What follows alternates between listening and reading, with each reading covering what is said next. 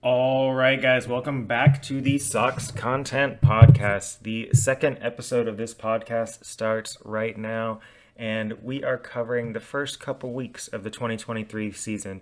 And how are things going for everybody? How's everybody feeling? Well, I think this just about sums it up.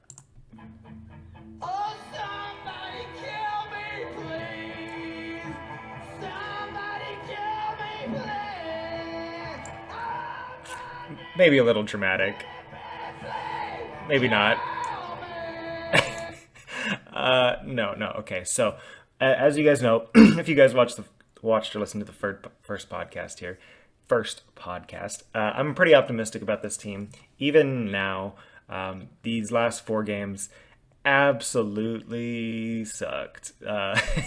Not easy getting just straight up swept in a four-game series by a division rival. But you look at the Rays, guys. The Rays are 13-0. 13-0. They have not lost a game. So yeah, we lost four against them. They beat three other teams. They swept three other teams before us. So not great. We'll suck if the Rays decide to lose the next game because then it's like, well, we probably could have done that. They're going to cool off at some point or another. But we're jumping ahead of ourselves a little bit too much here. Let's start with some good stuff. Let's start with some things that these first couple weeks have shown that have me mildly optimistic. And we'll talk about some of the bad because there's been our fair share of bad. So let's go to the first game. We'll just run through some of these games real fast, and then we'll kind of just jump into how I'm feeling about it.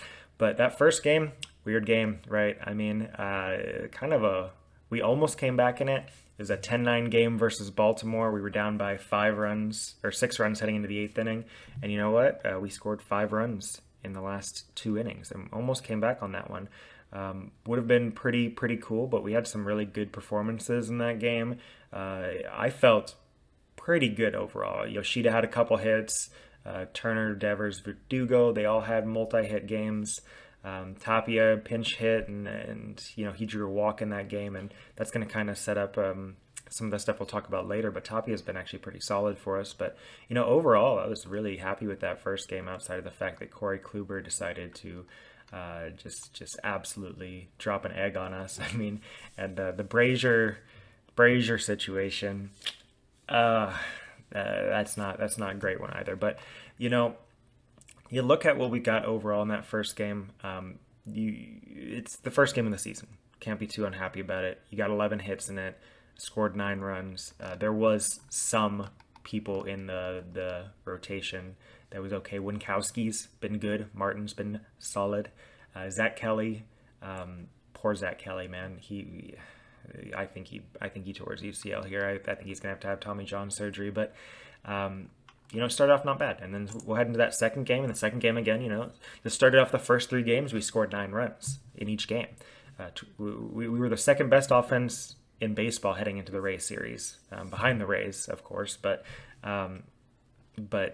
you look at what we got, and obviously Duvall was just oh, oh God, Duvall. I mean, yeah, I don't know what you were expecting from Duvall, but nobody was expecting that, right? Like literally nobody. Anybody who's saying Duvall's going to hit 500 the first 9 games of the season, they're fooling themselves. But that second game by Duvall, 4 for 5, 5 RBIs, 2 home runs, a double, triple. Could have gotten the cycle, but he kind of just decided I'm gonna hit another homer instead, and we're gonna walk this bitch off. And so yeah, Duvall absolutely killing it, and then he decided I don't need wrists anymore. Those are for chumps. So that was kind of a bummer, more than a bummer, I would say. But he doesn't need surgery, and I am optimistic about things just in general. This injury scares me for Duvall because this is a surgically repaired wrist. They're saying it's a different part of the wrist than the part that he had surgery in the off season. But I mean, he really struggled last year because of this wrist. Had that surgery, came back, obviously has been crushing it. But I honestly would rather just see him out until the All Star break. They're saying it's supposed to be, 6 to 8 weeks, 6 to 12 weeks, depending on like the recovery timeline. If he's coming back in 6 weeks, that's too soon for me. I would rather him be gone for 3 months, and you can bring him back in the second half of the season, right after the All-Star break. Sounds like a great time to me. You can kind of see what he's going to do for you heading into the trade deadline. And, maybe the Red Sox are still in the hunt. Like, people are dooming and glooming on this team right now, but there are still some pieces that are kind of interesting. I mean, you've got guys like Verdugo. I was very high on Verdugo at the beginning of the season. If you listen to that first podcast, I'm saying that I thought he was going to hit 20 home runs this year and this was going to be a career year. He's starting off very strong overall, and something you love to see. You got Devers. Obviously, Devers is doing his thing. And some of the guys that are struggling, these are proven players, or they're players that are struggling so badly that you know that there's going to be a turnaround for this. And, the Red Sox, what are we, 5-8 right now? Is that our record? Something like that, 5-8. Before this Rays series, we had a winning record. And yeah, getting swept by them, brutal. Getting swept by the Pirates, also brutal. It's kind of been a teeter-totter season. But, we swept the Tigers, which I'm not going to say is saying a lot. But overall, like, I feel better about this team than the record would indicate. And like, let's look at this 14-5 game that we played against the Tigers here. And so you had Duvall obviously was carrying the team again at that point, but Devers had 5 RBIs in that game. That's 2 home runs. Pretty intense game. Tapia coming off the bench hitting a home run. Royo had a couple hits. Up and down the lineup, you had some production here. And the guys that aren't producing are guys that I feel pretty good about that are going to produce. The only ones that are really, really nerve-wracking for me are Triston Casas. And I'm not worried about him. I'm really not. I just feel like he might need another stint in the minors before he's going to come up and just dominate. And guys like that, guys that are his age, he's 22 years old, guys. Like, I know people are hyping up this walk that he just had in that last series, but honestly, like, that shows a lot. Like, it shows patience. He had a 14-pitch walk. He did that, like, battle cry scream.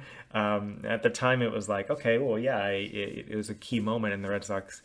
They ended up giving up 7 runs in the bottom half of that inning and lost the game by 6. But no, I mean, this type of stuff, when Casas is drawing those type of walks, you look at like his on base percentage, and it's not screaming off the page or anything, but I just look at his at bats, and the ones that I've seen, he really is putting together decent at bats, and he's not really getting the results that you'd want, but he's hit some hard line drives. He's got a couple homers still. 4 of his 5 hits this season have gone for extra bases, so he is driving the ball when he is getting good contact on it, but he's just not seeing the results in his actual stats at the moment.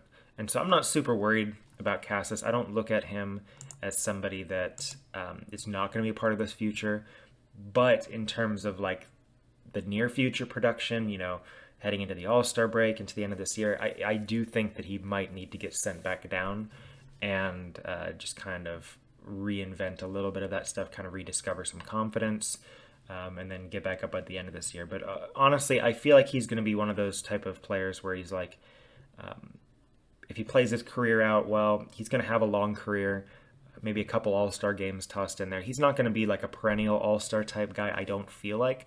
But is he a guy that could have a couple 30-homer seasons, driving 100 RBIs a couple times, maybe develop into something more? Absolutely. I think he's going to be a very solid to above average first baseman for a very long time. And so if any season's going to be the right season for him to kind of develop and get his feet wet, now's the time. But at the same time, I know the Red Sox still are trying to challenge for postseason this season. And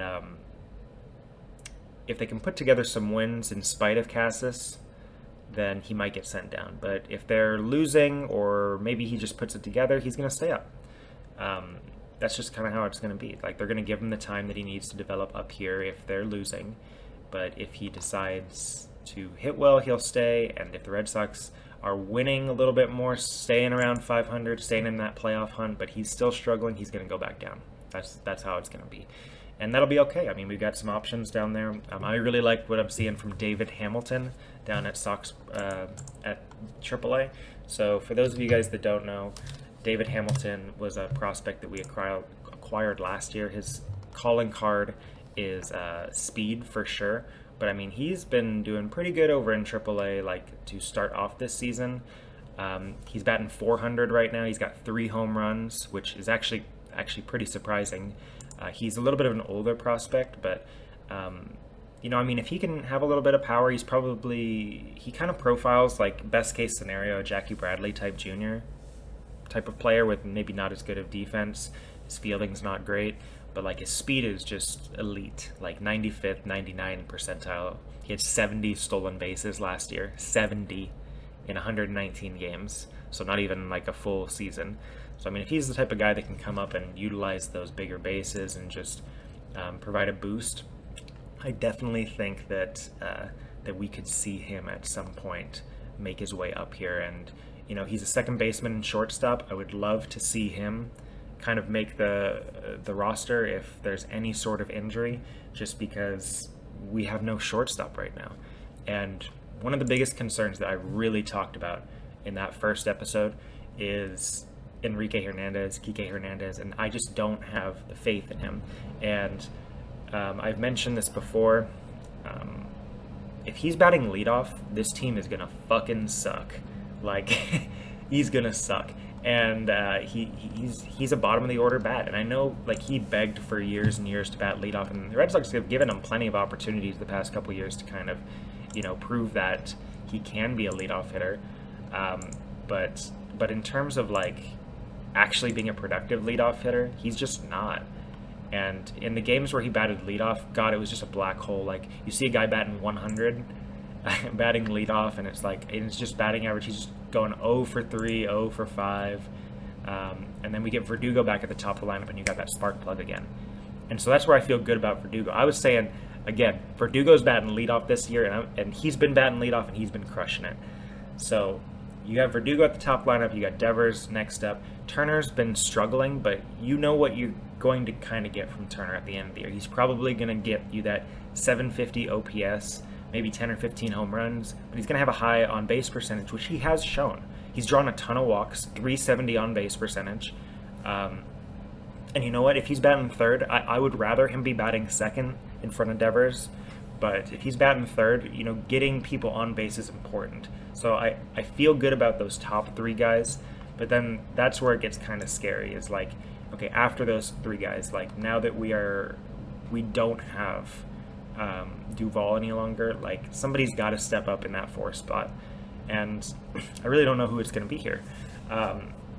Seen super encouraging things from Reese McGuire. I spoke highly of him before too. I think that he's going to end up somewhere around like that 280 to 300 type low power infielder or catcher. But in terms of just overall production, he's not like you're not going to want Reese McGuire batting 4th, 5th, 6th in the lineup. Like, if he's batting 7th, I feel great about that right now. But if he's having to move up in the lineup just because people aren't producing, it's not a good spot to be in. If he's somebody that's anchoring the bottom of your lineup, perfect. I love that. If he's batting 7th, 8th, 9th, I feel awesome having Reese McGuire in the lineup there. But just like up and down, outside of that, Kike's struggling. Bobby Dahlbeck has shown, you know, a little bit now that he got called back up. I don't want to say I don't have faith in Dahlbeck. I don't know what you're going to get from him. And he had a couple little glimpses right away, and, you know, I'm glad he's having some success. But then last game, 0 for 3, 3 strikeouts. But he did get a walk, which he never really walked last year, so I guess the walk is encouraging. But 3 strikeouts, yeah, I mean, it's only like his 3rd game since being called back up, but 3 strikeouts, just worrying for me overall. But, you know, I mean, if Dahlbeck can come up and bat 230, 240, have a couple bombs, I mean, I'd be fine with him batting like 5th or 6th for the time being. But again, he's not the solution in the 4 spot. Like what are we putting in that 4 spot?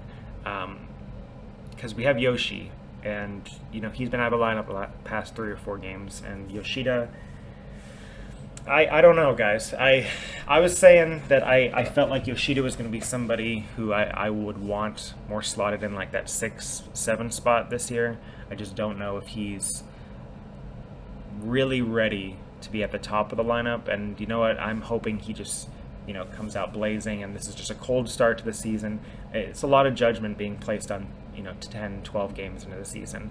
But at the same time, there's been some concern regarding Yoshida's ability to kind of produce near the top of the lineup at this point in time. Do I think that he's going to be an awesome player for us? Oh, sure I do. He's drawing some walks. He is making some good contact. He's got a couple stolen bases in there, which pretty surprising. And the most encouraging thing for me is he is not striking out. Only 3 strikeouts in 10 games. That is awesome. That is elite type potential. But he's got to start hitting a little bit more if he's going to be batting fourth. And somebody's got to start hitting. Like if you have Verdugo, Turner, and Devers top 3 in the lineup, that's pretty good. That can match up with most teams. But you need to get somebody to get in there and bat fourth or fifth. Because, you got some guys at the bottom of the lineup that could do okay, but if you're having to move those players up a little bit further, that's where we're going to start being really bad. So, Yu Chang, I was not a big fan of Yu Chang before the season. I was surprised that he made the roster. I think a lot of that had to do with his World Baseball Classic, which was very impressive, but Yu Chang, brutal. I mean, he drew a walk. That's his first time on base this season. I think he's like 0 for 13. Yep, 0 for 13 looking at it right now with a walk, and he has not played good defense, and he's basically been that type of player his whole career. I mean, look at his career batting average is 207 in 200 games. He's got a 72 OPS plus, so 28% below league average batter. And he's just been kind of an ass player his whole career, to be perfectly honest. He's just one of those guys that he's gotten a lot of opportunities, a lot of them. He has capitalized on none of them. Absolutely none of them. So I would love to see maybe a move with Chang at some point in the near future. I think if we're running into May and we still have Yu Chang on the roster and he hasn't done anything to prove for his reason to be there, like he should be sent down and we should be trying to get like David Hamilton called up from AAA, the guy that I mentioned earlier, because at least you're going to get speed out of him. Like, that's the thing about these guys that have like specific tools that don't relate to hitting. Like Hamilton, he is a speed guy and he is going to steal you a shit ton of bases. And so even if he's not, particularly hitting super well, you can still use him in pinch running opportunities and he'll steal you a base. And with the new rules regarding that, he's going to steal a lot of bases whenever he gets up. Same thing with these defensive first guys. That's why everybody's so optimistic about Keidin Rafaela, because his defense is elite, like beyond elite, like first percentile, top of the top, 99th percentile elite. And he's going to be like a multiple time Gold Glove winner if he gets regular playing time. Because that doesn't take a break, and our defense has been shit too. So if we can get some of this young blood called up, I don't know if we're going to see Rafaela this early in the season. He's been kind of struggling as well, but if he's picking it up around the All-Star break and we're staying in the hunt a little bit, and by staying in the hunt I mean like all we need to do, guys, is be within like 3 or 4 games of the wild card here. Like, nobody was sitting here saying that the Red Sox were going to win the division this year. I'm saying they're winning the World Series, but you don't have to win the division to win the World Series. Like, let's be real. So, but yeah, I mean, if we're still 3 or 4 games out of first, we can make a couple moves. I mean, we've got some guys like waiting in the wings, and we haven't even talked about the pitching aspect of this really, but like the lineup is scary to look at right now when you see a lot of those black holes like Kike Hernandez and Cassis and Chang, and Arroyo's been really struggling. But in all honesty, these guys, they're not going to be batting 150 for the season. They're just not. The last 4 games we went up against the best pitching in baseball, and it's not even close, not even remotely close. And that's just how it is. The Rays are the best team in baseball right now. They are the best in baseball at hitting. They are the best at pitching, and we got swept by them, and that sucks. It would have been nice to at least get one, But, we got swept by the best team in baseball. I don't think that there's a ton of shame in that. It's not like we got swept by the Pirates, because who would get swept by the Pirates? But we got swept by the Rays, and that's just the way it is. But these next games, I'm going to be encouraged about it. I'm going to be excited, and I'm ready for some winning baseball. We just swept a series right before this against, yes, it was the Tigers, but we're going to be playing the Angels, and they're improved.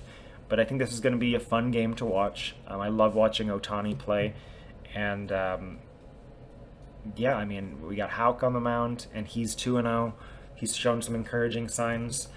And when you look at our pitching staff overall, so let's run towards that. People are talking doom and gloom on it. I actually feel relatively okay about our pitching staff. Corey Kluber, obviously been very much struggling, and you really don't know where you're going to be with Kluber by the end of the year. I was hoping that he's going to be a guy that's like a 3.5 to 4 ERA type guy, but in reality, he's looking like a 4.5 to 5 ERA type guy. And you know what? That's just the stage of his career that he's potentially at. Maybe he'll turn it around. He's a professional. He's done a lot of good things in his career, but he needs to cut down a little bit on the contact he's allowing. A little bit too many walks, but in terms of total value, I think Kluber is going to provide some good games for us this year. I think he's going to overall be positive from here out forward, because he's got like a 7 ERA right now. So I think if he settles around and has that 4 ERA the rest of the season, finishes around like 4.25, 4.5, it's still going to be somebody you can rely on, hopefully in that 4th or 5th spot in the rotation, and you feel okay about. Now, Chris Sale is allowing a lot of contact right now. And honestly, you look at Chris Sale's starts, and he will straight up dominate an entire lineup for like 3 innings, and then he just kind of loses his feel for it. And I think that you're seeing the signs of a pitcher here who has not pitched professional baseball in like 3 years. And that's basically it. He missed all of 2020. He pitched 42 innings in 2021, and he pitched 5 innings last season. Like, this is just a guy who hasn't pitched professional baseball in like 4 years. And when you look at Sale, you can see the ace in there. You see it. He's got 19 strikeouts in 12 innings this year. That's a ton. He's allowing a couple too many walks. He's allowing way too many hits. But when you just look at what you're getting out of Chris Sale right now, it's not as concerning as I think the numbers indicate. And I think that you look at it by the end of this season, I would not be surprised at all if he goes and throws 6 shutout innings in his next start, because it's just like a mental thing for him. Chris Sale is so much of a mental guy. Just throughout his entire career, you can kind of see that he relies so heavily on his own confidence, and he is a very confident person. But if he can string together a couple of those starts in a row where he's just dealing, I think he's going to get on a roll and be very confident. And so I still think he's going to be an under 4 ERA pitcher this year. I think he's still somebody who, by the end of this season, if you wanted him to start a game 1 of a series, if you needed him to start in the wild card game, you would want that. And so you're looking at Chris Sale. I still feel like, we'll say right now, he's going to be a number 2 or number 3 starter. We can say that. I feel pretty comfortable. We don't really have a true ace right now, but if you're telling me that Chris Sale can be a number 2 by the end of this season, I will 100% be on board with that. You tell me he's a number 1, I could believe that too. I think he's going to end up being our number 1. But I still feel pretty good about Chris Sale. I just do. And then you go down the line, Cutter Crawford. He had a nice start during his last go-round.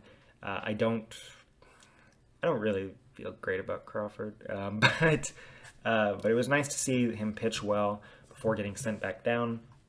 And then we got Garrett Whitlock, who came up, and he kind of, I think Whitlock should be in the bullpen personally. I don't think he has the pitch selection to be a successful starter. I think the role that he's been in that he's succeeded the most has been him pitching 2 or 3 innings. And I think that Whitlock, it would do the entire ball club a service that when Bayo comes back, if Whitlock can slide in and go back to that role where he's pitching 2 or 3 innings, then your rotation is Corey Kluber, Chris Sale, Nick Pivetta, Tanner Houck, and Brian Bayo. That's pretty solid because Nick Pavetta's been good this year. And people forget, Nick Pivetta was one of the best pitchers in all of baseball for a long stretch of last season. I mean, he was like an all-star caliber pitcher last season, like literally last year. And then he just kind of fell apart. Or this was in 2021. He was the all-star caliber pitcher, my mistake. But and then he kind of absolutely fell apart. But I mean, for long stretches of the season, he had like an ERA under 3. And so I feel okay about Pivetta. I mean, is he going to be a number 3, number 2 starter? No, probably not. I mean, yeah, he might have a season or two like that in his career. But at this point, he's a 30-year-old pitcher who's been inconsistent throughout his entire career.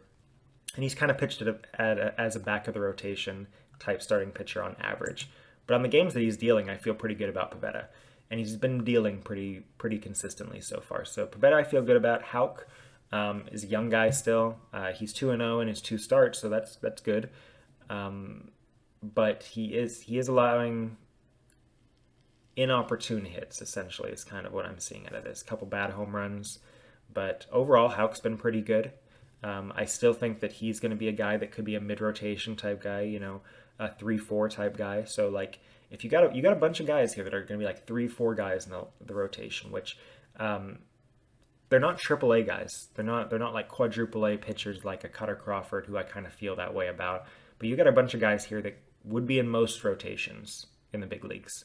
Yeah, towards the back end maybe, but I mean, you got a bunch of number 3, number 4 starters in the rotation. That's not too bad.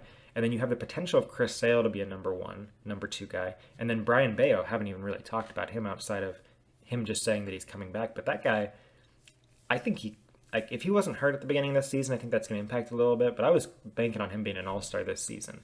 I mean, if he can go out there and give us 25 starts this year, I would say that his ERA is going to be in the 3s comfortably. And I think he could potentially just be our best starting pitcher this season easily. I think it's going to be between him and Chris Sale. Potentially, maybe Houck can kind of slide in there too and show some good stuff. But honestly, our rotation at worst is going to be average, which you can work with average. You can, like you can definitely work with it. And we've been average so far. We've had some bad games. We've had some good games. So average rotation. Our lineup with Duvall down feels kind of average. And then you look at our bullpen.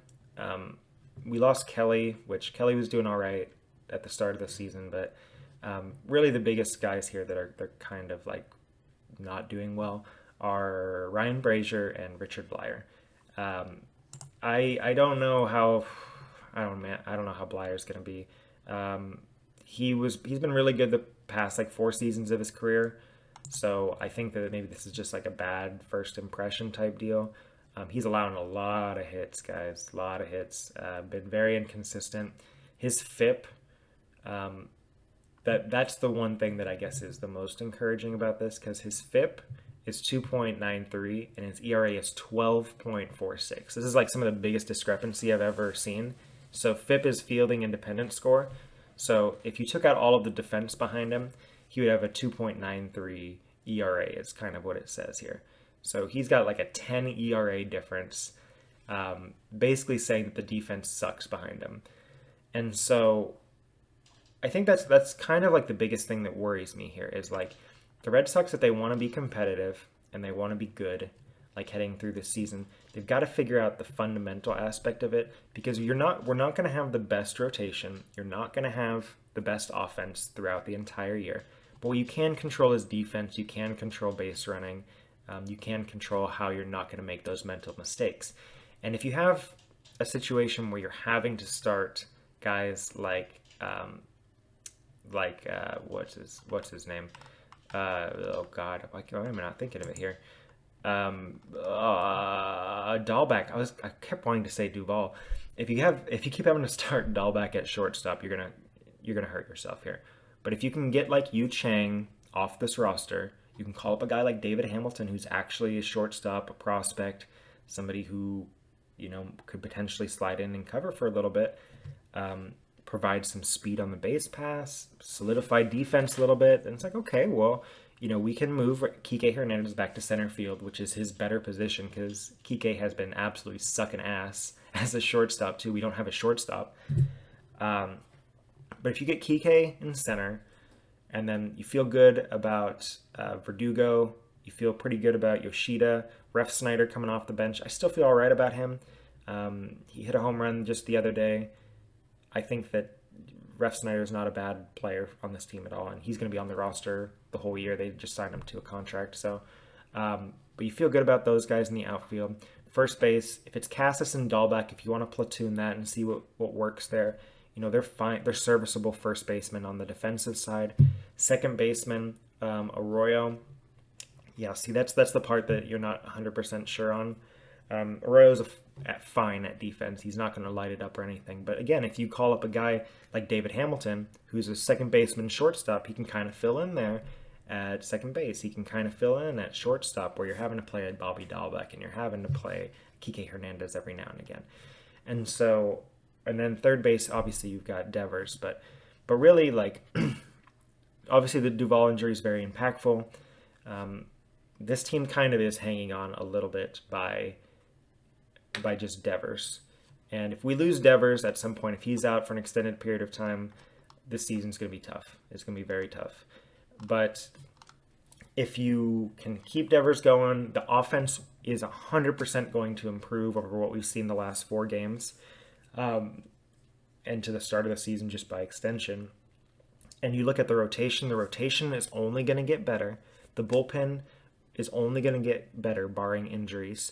And the offense is only going to get better. So everything that the Red Sox are doing poorly right now is only going to get better. And that's the biggest thing that I want to have from the takeaway from this is like, yes, we had a no good, bad, awful last 4 games here. But everything that is bad about this team right now will get better because it has been so disappointing in so many different ways that you look at these numbers and you know that these players are not going to be able to sustain how poor they are playing. And the players that potentially could, like a Yu Chang, I know this is kind of just like a shit on Yu Chang podcast, I feel like, but Yu Chang is probably not going to be on this roster for the whole season. He's just not. And, you look at Ryan Brazier, everybody makes the joke, like, what kind of dirt does Ryan Brazier have on Chaim Bloom here, but honestly, Ryan Brazier, like, his time is going to probably be coming at some point or another. Richard Blyer is going to be better. And honestly, like, the rest of the bullpen, Winkowski, been fantastic. Absolutely fantastic so far. He's shown a lot of what, like, Houck has shown in previous years. I didn't really know what we were going to get from Winkowski because, he had a less than ceremonious start to the big league career with almost a 6 ERA last year. I can't even believe he started 14 games. Like, I don't remember that at all. But maybe he's turned the corner and kind of figured it out. And if he's a good bullpen piece, and you've got, maybe Winkowski and maybe like a Whitlock can be kind of the same thing that Houck and Whitlock have been in years past. The bullpen's looking pretty good. Yeah, I feel good about Martin. Feel pretty good about Kenley Jansen in the closer role. He's only pitched 3 games so far because he's only had 3 chances to really need to be into a game. But I feel pretty decent about, like, the bullpen. I feel pretty good about the starting rotation. And I feel like the offense is going to get better. And so that's really the theme of the whole podcast today, guys. Things are going to get better. This team is going to be better. This team is not the team that we saw playing the Tampa Bay Rays in this last series. Now, are they the team that we saw playing the Tigers? No, I mean, they're not going to sweep every team that they play against, but I think that they're going to be an above 500 team this year, 100%. And I think that everything that has been bad potentially could improve. And then we still have Duvall coming back. That's going to provide a boost, hopefully. And then we have Trevor Story. If he could be a August-September return, I mentioned that in the first podcast. I know he's excited about the possibility of playing this season. I don't want to rush him back, but if he's somebody who could come back, and even play 2 or 3 weeks at the end of the season, potentially the Red Sox are still kind of in that playoff hunt. I'm all for it. But overall, this team is better than it looks. This team is better than it's shown in the past 4 games. And the start of this season was very exciting. The Baltimore series was very exciting. The Tigers series was very exciting, and the Pirates series and the Rays series was not not exciting at all. But stay optimistic, guys. And you know what? We're going to be better. We're going to be a lot better. So thanks for tuning in for this podcast. This was just a short one this week. We'll see when the next one kind of turns out, but appreciate y'all for listening today, and we'll talk again soon. All right, bye.